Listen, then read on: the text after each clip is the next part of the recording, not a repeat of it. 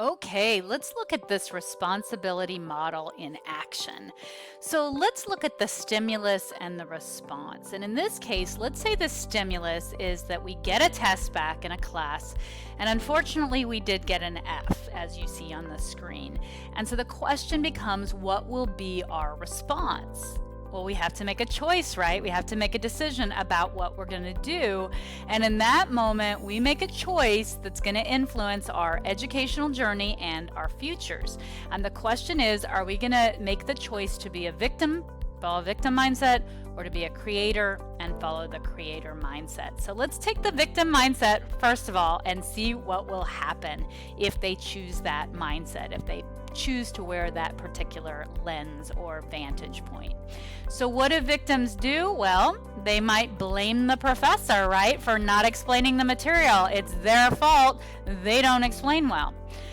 They might complain to a friend, right, that the professor, I don't know, has an accent and that STC only hires, foreigners from China and India to teach the science and math classes. The student might make an excuse. They might come up with anything. It might be true, right, that something was true, but it's still an excuse, like they didn't have time to study because they were busy with work or they were busy with family or so forth. And then what do they do? What is the results? What do is they stuff that exam back in their backpack. They're grumbling the whole time about how everyone else is their problem, how math is impossible, how it's silly that STC has math in the degree plan to become this or that. And you know what? They don't do anything. In the long run, nothing ever changes for them, and they won't pass math, and they're not going to achieve their goals. So now let's look at what happens in terms of the response and the result when a student chooses to respond as the creator. So I'm not saying, guys, that there isn't a brief moment of disappointment, right? But creators know that their goal is, bigger than any one event.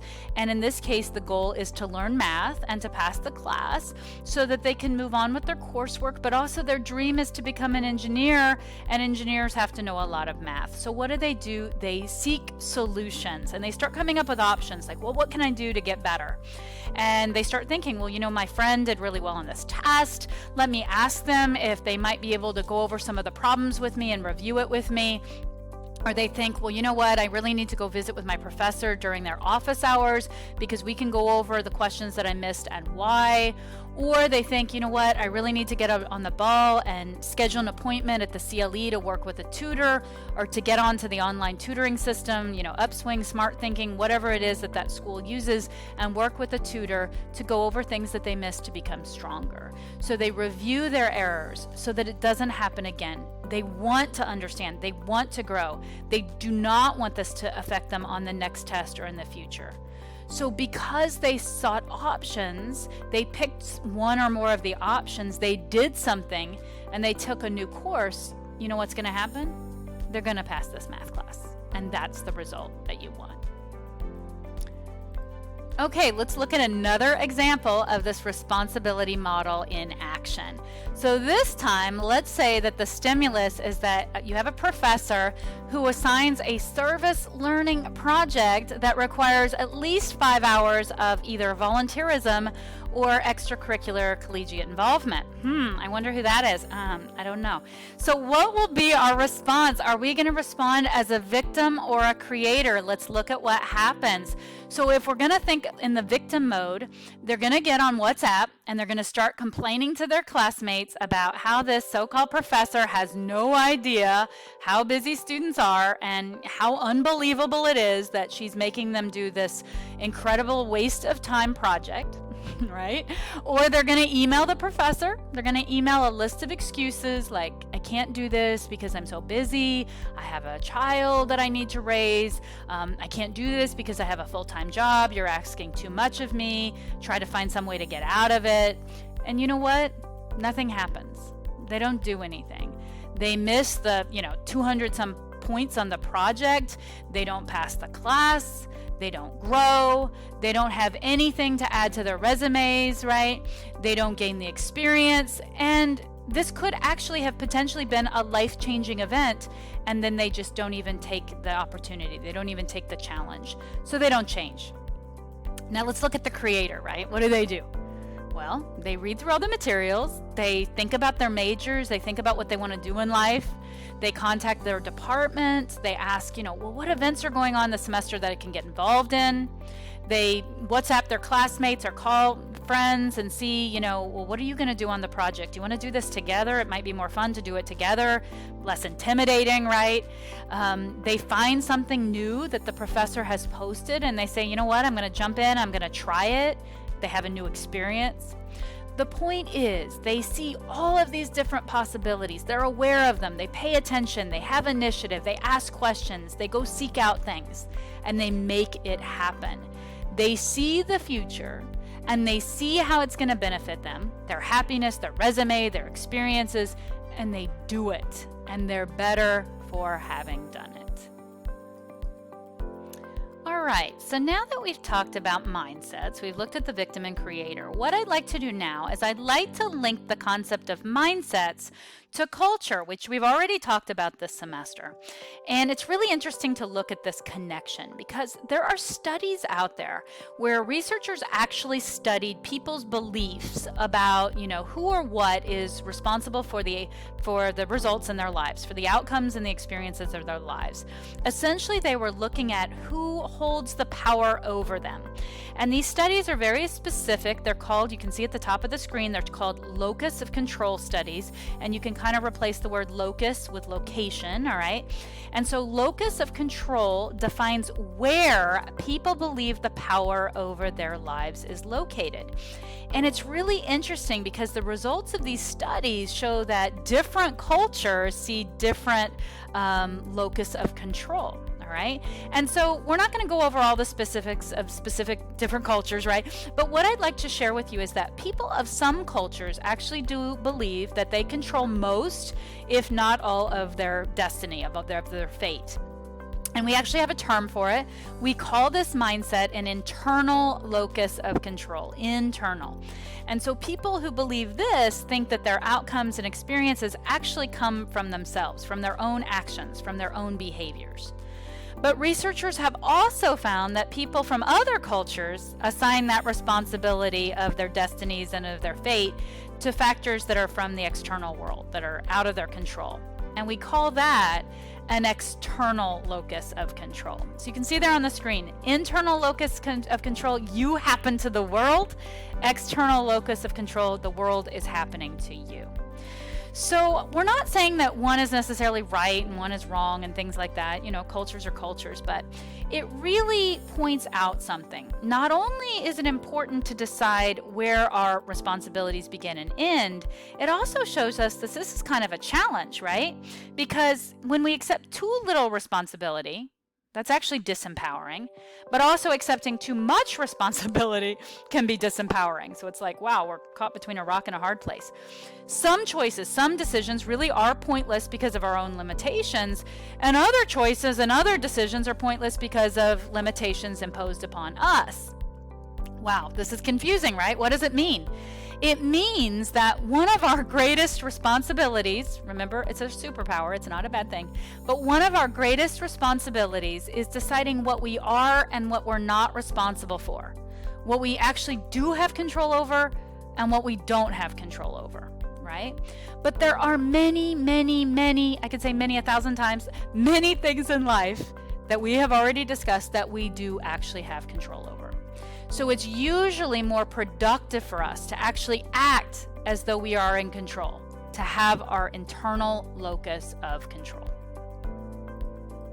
All right, 2 things that I'm a big fan of, quotes. I think you guys already know that, but also I like comic strips. So we're going to read this comic and this quote, and we're going to decide which one of them is a victim and which one of them is a creator. Which one is coming from an external locus of control and which is coming from an internal locus of control. So in the first one, we got little Calvin from Calvin and I call him Hobbes, but it's really Hobbes, from Calvin and Hobbes, and he says, "All events are preordained and unalterable. Whatever will be, will be. That way, if anything bad happens, it's not my fault, it's fate. All right, clearly words of a victim, right? He's expressing an external locus of control. It's outside of him. The other quote, you know I love it, right? I am not what happened to me, I am what I choose to become. And that is a creator statement. Things happen, but they don't define a person.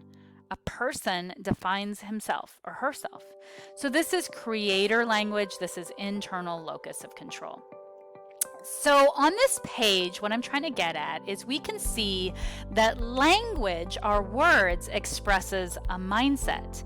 And there is actually victim language and creator language in this.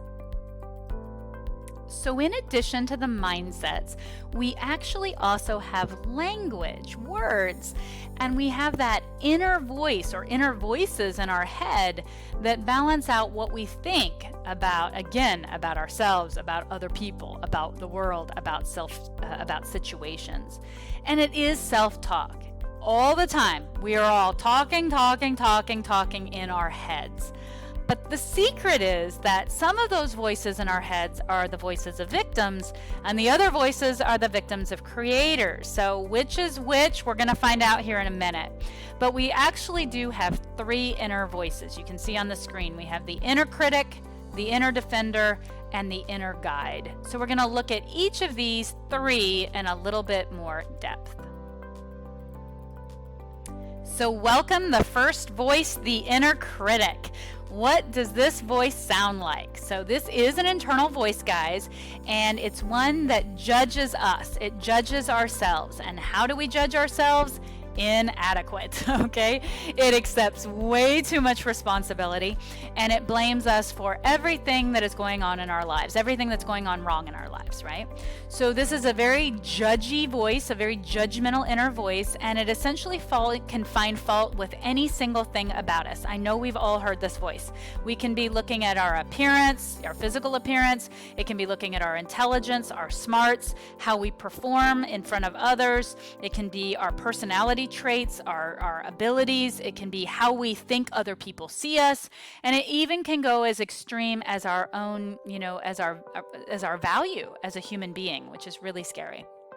So you might ask, why would we ever talk to ourselves like this, right? Why do we do this? And there's really a positive intention. It sounds kind of crazy, but we have this idea that if we criticize ourselves, somehow we'll eliminate those flaws and we'll get the approval of others. And of course, if others approve of us, then we're going to approve of ourselves. We're going to finally feel worthy. But every single one of us deep down knows that it doesn't work that way. Other people's assessment of us doesn't determine our worth, our value. We determine our own value. At the same time, right, occasionally we actually do kind of bully ourselves into being better, to being perfect, whatever that is, right? And we sometimes do create some kind of positive results, positive outcomes. But in the process, we really beat ourselves up. We beat ourselves down, and we kind of make ourselves miserable in this process. So another thing about the inner critic is, where does this come from? And it actually a lot of times can sound like judgmental adults that we've known in our life. We can oftentimes actually pinpoint this talk that we have to ourselves, that it came from a comment that somebody made about you years and years ago. Go back into your childhood like psychologists always do, right?